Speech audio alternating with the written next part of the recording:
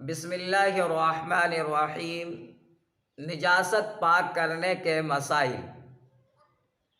نجاست غلیظہ میں سے اگر پتلی اور بہنے والی چیز کپڑے یا بدن پر لگ جائے تو اگر پھیلاؤ میں ہتھیلی کے گہراؤ یعنی لوہے وغیرہ کے روپیے کی برابر یا اس سے کم ہو تو معاف ہے۔ اس کے دھوئے بغیر نماز ہو جائے گی مگر نہ دھونا، اسی طرح نماز پڑھتے رہنا مکروہ ہے۔ اور اگر پھیلاؤ میں روپیے سے زیادہ ہو تو پھر معاف نہیں ہے، اس کے دھوئے بغیر نماز نہیں ہوگی۔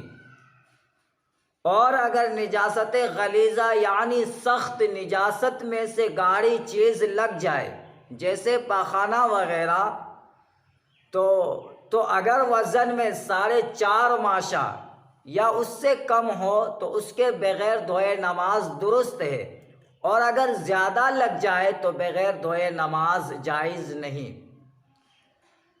نجاست خفیفہ یعنی ہلکی ناپاک چیز اگر کپڑے یا بدن پر لگ جائے تو جس حصے میں لگی ہے اگر اس کے چوتھائی سے کم ہو تو معاف ہے، اور اگر پورا چوتھائی یا اس سے زیادہ ہو تو معاف نہیں۔ یعنی اگر آستین میں لگی ہے تو آستین کی چوتھائی سے کم ہو، اور اگر کلی میں لگی ہے تو اس کی چوتھائی سے کم ہو۔ اسی طرح دامن میں لگی ہے تو اس کی چوتھائی سے کم ہو، اور اگر اوڑھنی چادر وغیرہ پر لگی ہے تو اس کی چوتھائی سے کم ہو تب معاف ہے۔ اس طرح یہ ناپاکی اگر ہاتھ پر لگ جائے تو ہاتھ کی چوتھائی سے کم ہو تب تو معاف ہے مگر دھو لینا بہتر ہے۔ اسی طرح اگر پیر میں لگ جائے تو اس کی چوتھائی سے کم ہو تب تو معاف ہوگی، اور اگر پورا چوتھائی ہو تو معاف نہیں، اس کا دھونا واجب ہے، بغیر دھوئے نماز نہیں ہوگی۔ نجاست غلیظہ یا خفیفہ جس پانی میں پڑ جائے وہ پانی ناپاک ہو جاتا ہے۔ دونوں میں فرق صرف یہ ہے کہ نجاست غلیظہ پڑ جانے سے نجس غلیظ اور نجاست خفیفہ پڑ جانے سے پانی نجس خفیف ہو جاتا ہے، مگر دونوں صورتوں میں پانی ناپاک ہی رہتا ہے، دونوں نجاستوں میں سے تھوڑی پڑے یا زیادہ۔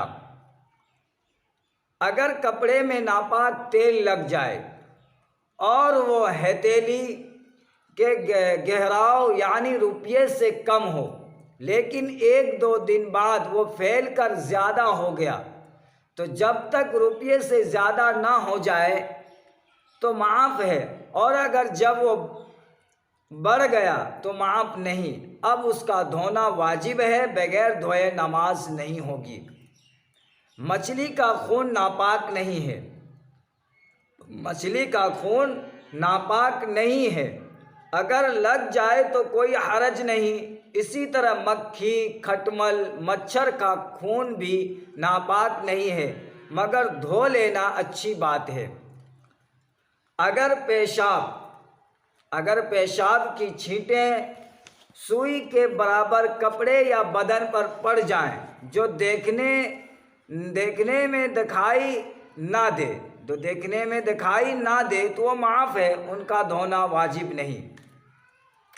اگر جوتے یا چمڑے کے موزے پر دلدار نجاست لگ کر سوکھ جائے جیسے گوبر، پاخانہ، خون، کیچڑ وغیرہ تو زمین پر خوب گھس کر نجاست چھڑا دینے سے جوتے وغیرہ پاک ہو جائیں گے، اسی طرح خرس دینے سے بھی پاک ہو جائیں گے۔